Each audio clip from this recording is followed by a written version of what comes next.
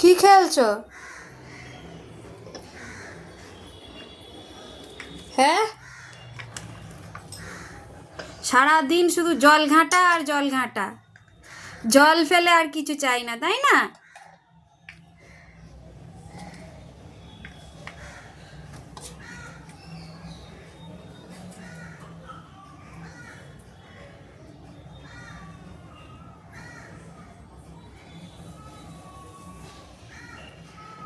এটা কি বানিয়েছো?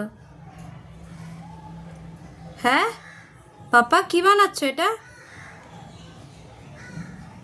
কি বানাচ্ছ বলো? এটা কি? বেলুন গেল ফেটে, বেলুন ফেটে গেল, কি হবে এখন? কোথায় বেলুন? ওই যে পার্পল বেলুনটা ফেটে গেল।